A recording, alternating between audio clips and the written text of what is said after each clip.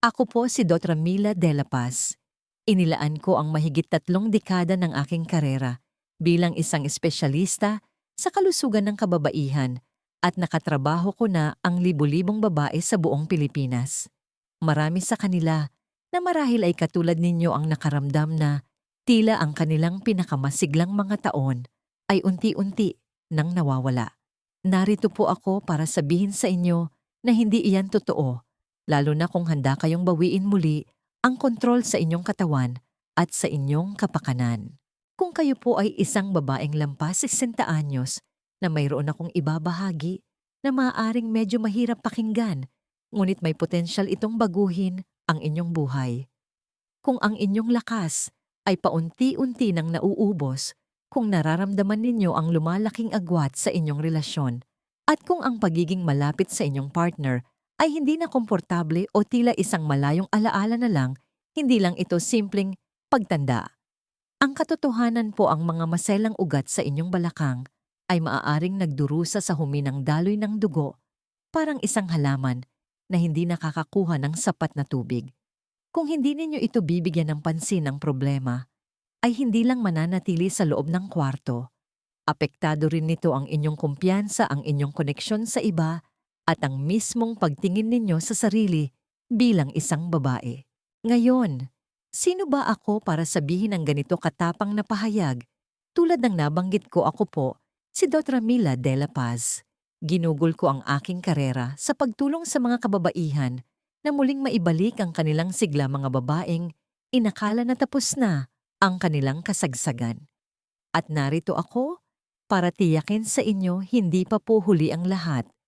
Kung handa kayong bawiin muli ang kontrol, narito ang isang katotohanan na hindi sasabihin sa inyo ng maraming doktor, ang inyong pagiging sensual ay hindi nawala.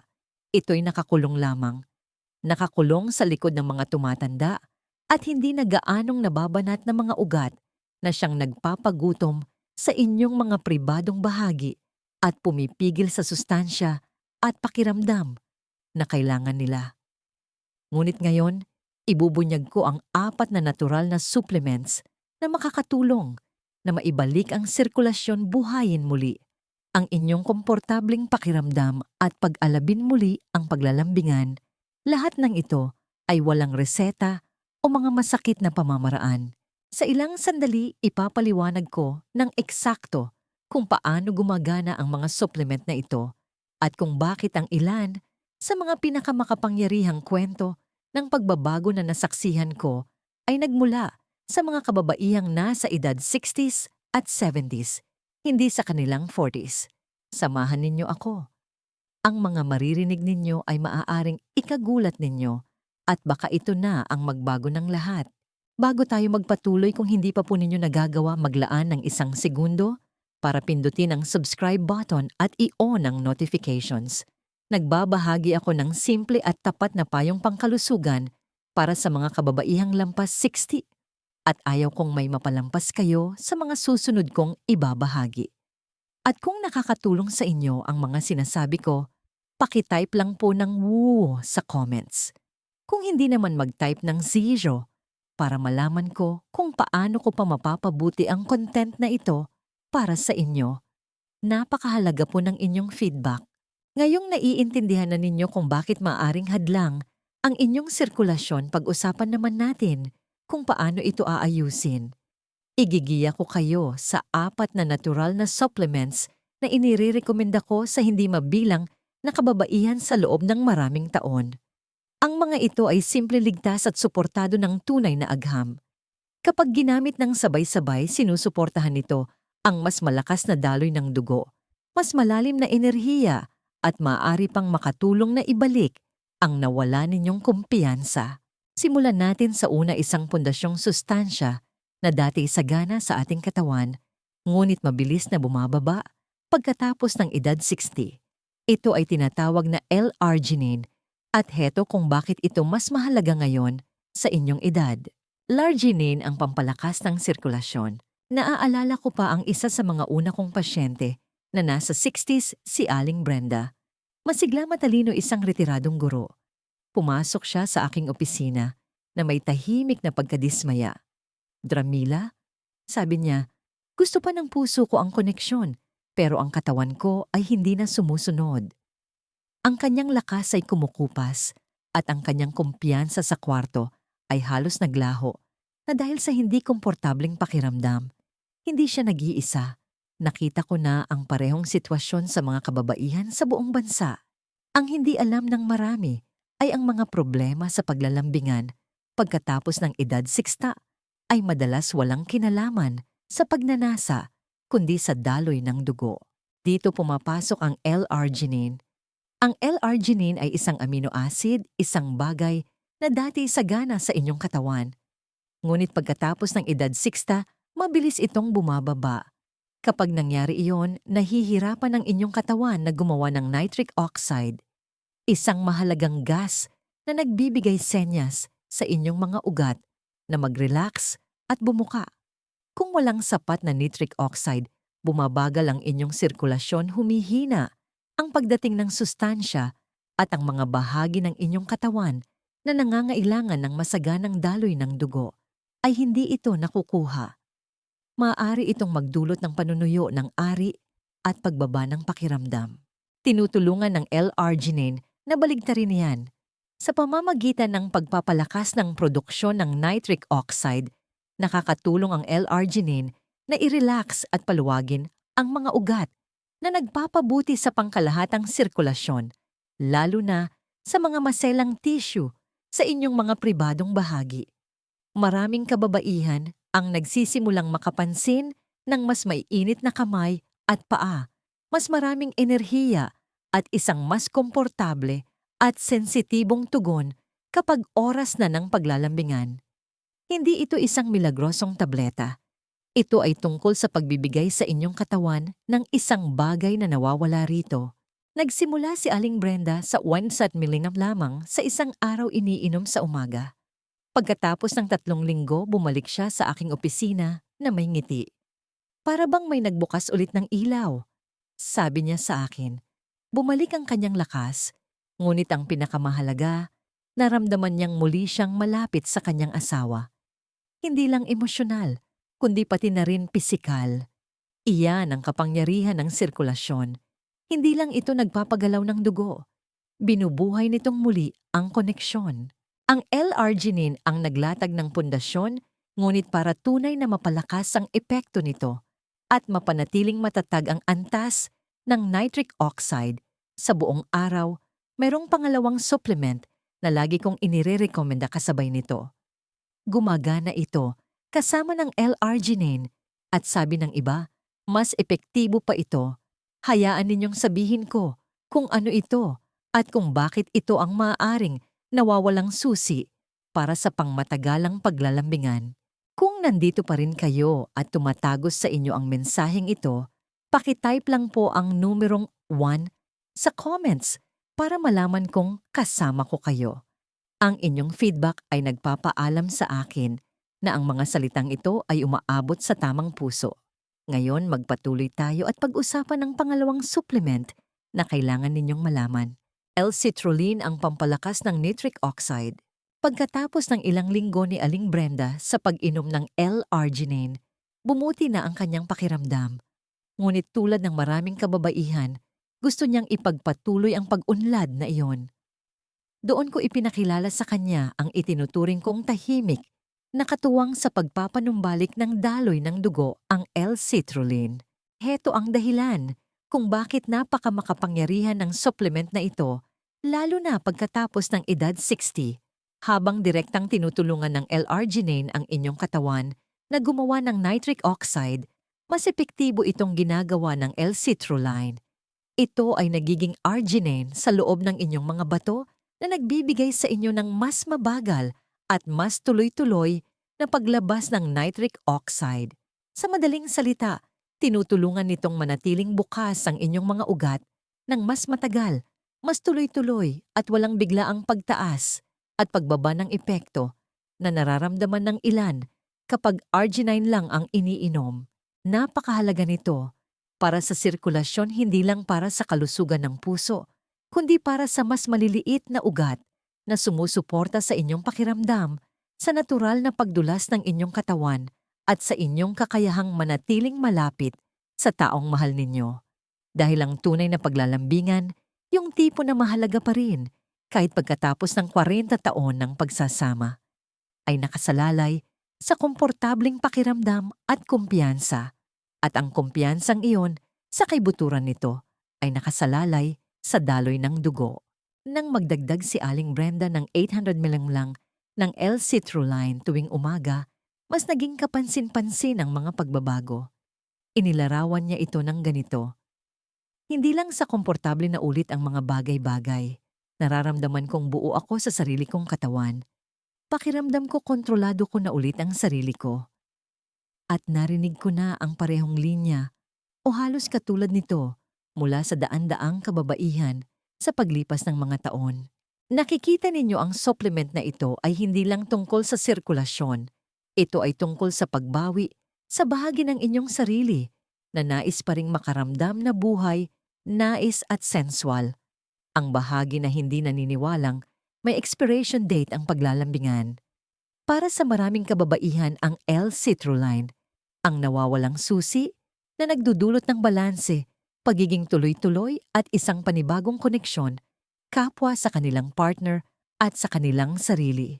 Ngunit gaano man kalakas ang unang dalawang supplement na ito, meron pang isa na may ibang papel na ginagampanan.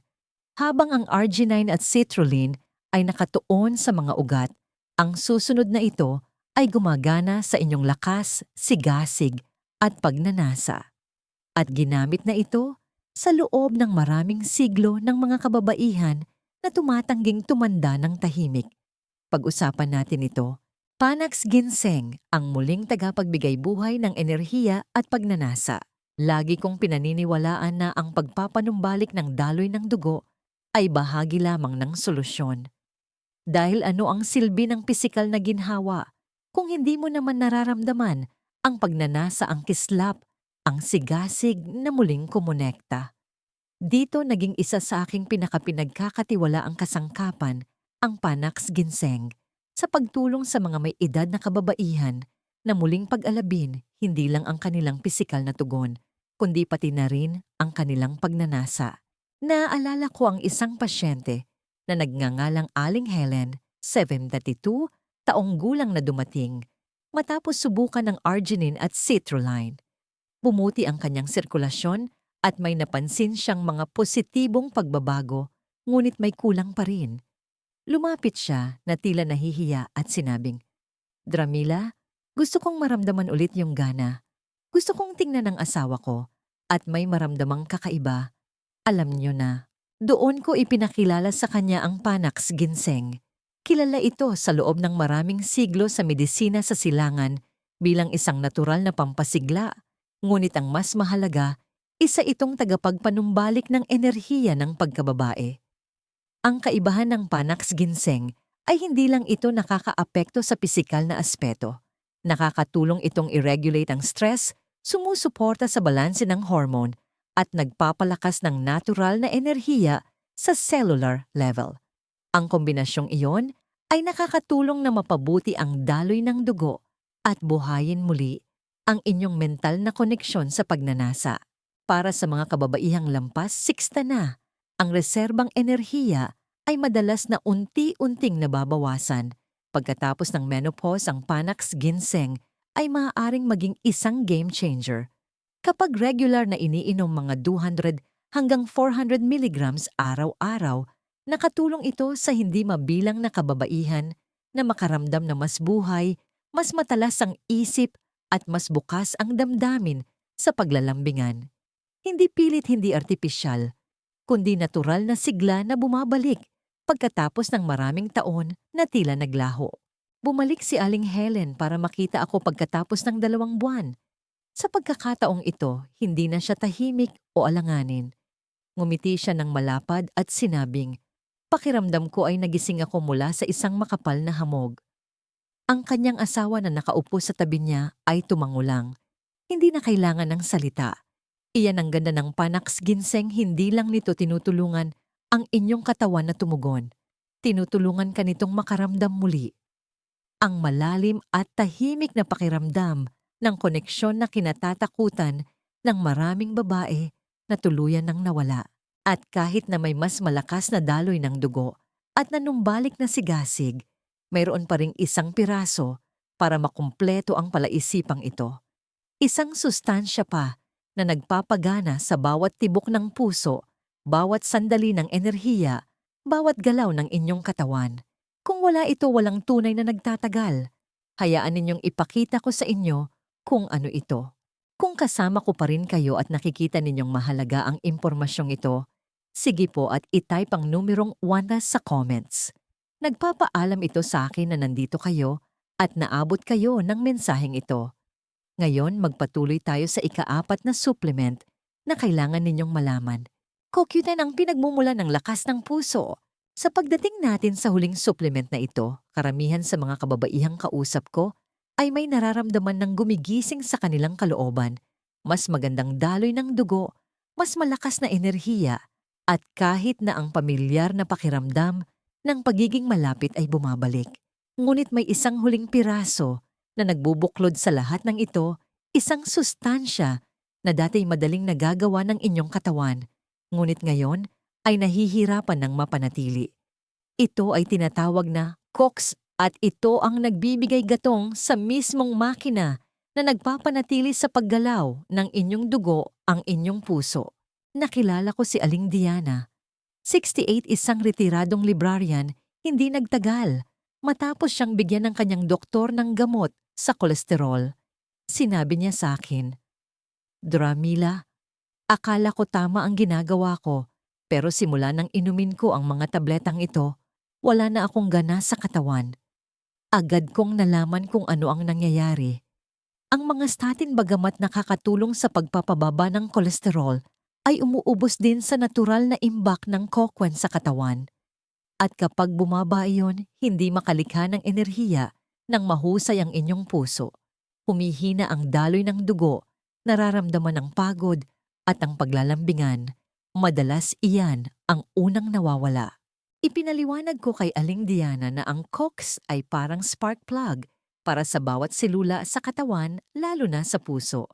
Nakakatulong itong gumawa ng ATP, ang purong enerhiya ng inyong katawan, at may direktang papel sa pagpapanatiling nababanat ng mga ugat at sa pagdaloy ng dugong mayaman sa oxygen kung saan ito pinakakailangan. Sa kanyang edad at lalo na't umiinom ng gamot, malamang naubos na ang kanyang mga antas nito. Nagsimula siyang uminom ng 100 mmol ng ubiquinol form araw-araw, ang formang pinakamadaling gamitin ng katawan. At sa loob lamang ng ilang linggo, bumalik siya na may kulay ang mukha, mas maningning na enerhiya, at isa pang bagay na hindi ko mapalampas, kumpiyansa. Tumingin siya sa akin at sinabing, "Kaya ko nang tapusin ang buong araw. At ang mga gabi, sabihin na lang nating mas mahimbing na rin ang tulog ng asawa ko." Ang koken ay hindi lang tumutulong sa inyo na makaramdam na buhay. Tumutulong ito sa inyong manatiling konektado. Sinusuportahan nito ang sirkulasyon, binabawasan ng pagod, at binibigyan ng inyong puso ng lakas na kailangan nito para gawin ang trabaho nito. Hindi lang ang pagbomba ng dugo, kundi ang pagsuporta sa paglalambingan, layunin at sigla sa bawat tibok. At ngayong nalaman na ninyo kung ano ang magagawa ng 4 na makapangyarihang supplement na ito para sa inyong daloy ng dugo at koneksyon pagkatapos ng edad 60, ang tanong ay ano ang kailangan ninyong gawin ngayon para isagawa ito, dahil ang pag-alam ay isang bagay, ngunit ang paggawa, doon talaga nagsisimula ang pagbabago. Ang kailangan ninyong gawin ngayon. Kung umabot kayo hanggang dito, may gusto akong sabihin sa inyo mula sa puso. Hindi lang ito tungkol sa mga supplement. Ito ay tungkol sa pagpapasya na hindi pa kayo tapos, na hindi kayo handang umupo na lang at panoorin ang inyong lakas, kumpiyansa o koneksyon na tahimik na maglaho. Dahil kahit sa edad na 60-70 o higit pa, marami pang buhay na dapat danasin at marami pa kayong maibibigay. Ang 4 na supplement na ibinahagi ko sa inyo ngayon, L-arginine, L-citrulline, Panax Ginseng at Coxan, ay hindi mga mahiwagang tableta. Ngunit sama-sama bumubuo sila ng isang pundasyon, isang paraan upang suportahan ang inyong daloy ng dugo, alagaan ang inyong puso, ibalik ang inyong lakas, at tulungan kayong makaramdam na muling malapit pisikal at emosyonal. Pinakamabisa ang mga ito kapag nakikipagtulungan kayo sa kanila. Ibig sabihin, kailangan ng pagiging tuloy-tuloy, kailangan ng intensyon, kailangan ng paniniwala na karapat-dapat pa rin kayo sa pagsisikap. Magsimula sa simple. Kung kaya ninyo bumili ng isa o dalawa sa mga ito ngayon, idagdag ito sa inyong pang-umagang gawain. Bigyan ng inyong katawan ng mga sangkap na matagal nang nawawala rito at bigyan ng inyong sarili ng pahintulot na umasa muli. Dahil nakita ko na kung ano ang nangyayari kapag ang mga kababaihan ay tumigil sa pagkukontento at sinimulang bigyan ng pansin ang kanilang sarili, hindi lang nila pinapabuti ang kanilang sirkulasyon. Binabawi nila ang kanilang presensya sa kanilang sariling buhay. Maglakad-lakad, uminom ng mas maraming tubig, matulog ng maayos, tumingin sa mata ng inyong asawa at sabihing, "Hindi ako susuko sa ating dalawa." Ang mga ito ay hindi lang mga payong pangkalusugan, mga paalala ito na kung sino kayo at kung ano ang nararamdaman ninyo ay lubos pa ring mahalaga. Sa sandaling magpasya kayong kumilos doon, magsisimula ang momentum. At hindi ito mangyayari sa isang gabi, ngunit maaari itong mangyari. Nakita ko ito ng sarili kong mga mata sa mga kababaihan na dating tahimik, pagod at malayo ang loob, na ngayon ay mas taas mas malakas tumawa at mas buong magmahal kaysa sa nagdaang mga taon. Kaya gawin ninyo ang unang hakbang na yon. Magsimula ngayon. At kung iniisip ninyo kung paano pagsasama-samahin ang lahat ng ito sa isang bagay na napapanatili, isang bagay na magiging bahagi ng inyong pamumuhay, meron pa akong isang mensahe para sa inyo. Ang ibabahagi ko ay maaring ang pinakamahalagang bahagi ng buong paglalakbay na ito. Samahan ninyo ako. Konklusyon, kung nanatili kayo sa akin hanggang dito, nais kong magpasalamat sa inyo. Hindi lang sa panonood, kundi sa pakikinig ng may bukas na puso. Alam kong hindi laging madali ang mga usapang ito. Hindi simpleng aminin kapag may kakaiba kang nararamdaman, kapag humihina ang lakas, kapag nawawala ang paglalambingan, o kapag hindi mo na nararamdaman ang iyong sarili. Para sa maraming kababaihan, lalo na sa ating mga lampas 16 na madaling manahimik na lang at isipin, siguro ganito na talaga ngayon. Ngunit narito ako para ipaalala sa inyo, hindi kailangang maging ganito. Ngayon, nagbahagi ako sa inyo ng 4 na makapangyarihang supplement. Hindi dahil uso ang mga ito, hindi dahil nabasa ko ito sa isang magarang magasin, kundi dahil nakita ko mismo kung ano ang kaya nilang gawin. Nakita ko ang mga kababaihang tulad ninyo na binawi ang kanilang lakas, kanilang enerhiya at kanilang koneksyon simula sa maliliit na hakbang at kaunting paniniwala. L-arginine at L-citrulline para buksan ang mga ugat at muling paganahin ang sirkulasyon. Panax ginseng para ibalik ang kislap, ang panloob na sigla, ang tahimik na kumpiyansa. At CoQ10 para bigyang lakas ang puso, ang mga kalamnan at lahat ng nasa pagitan nito. Ang mga ito ay hindi mga kakaibang milagrosong lunas.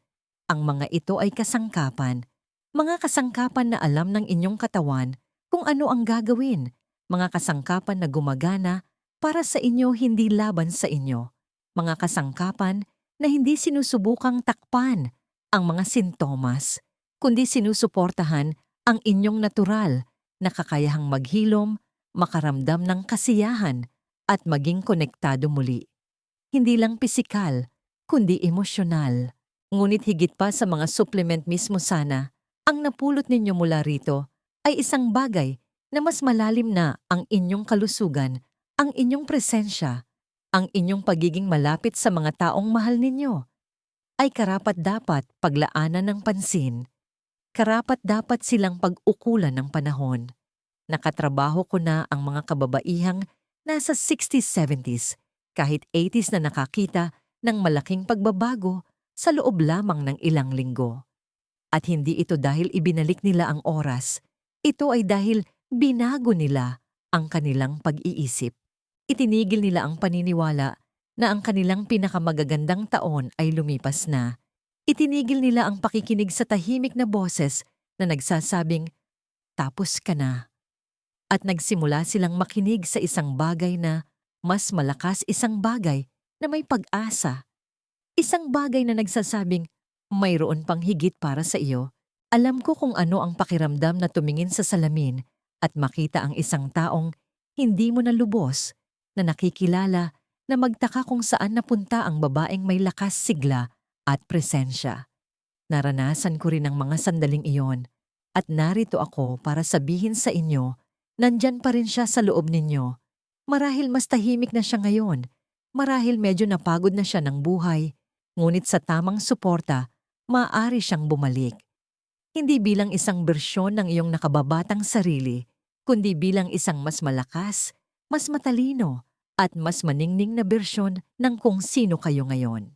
Dahil ang pagtanda ay hindi ang katapusan ng sigla, ito ay isang paanyaya na mamuhay ng mas may layunin, maging mas naroroon, magmahal ng mas malalim at kumilos ng may kabuluhan.